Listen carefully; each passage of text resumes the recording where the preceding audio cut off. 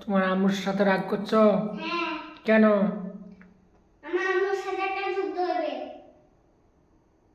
যুদ্ধ হবে?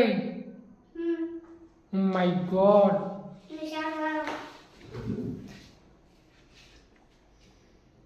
এই যুদ্ধের জন্য তুমি দরজা দিয়ে এই যে চেয়ারের উপর বসে আছো,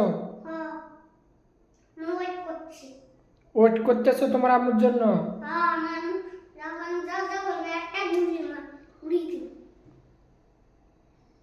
ছি, পচা।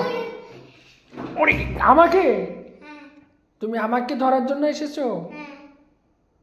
Very sad, very sad. তুই পচা ছেলে।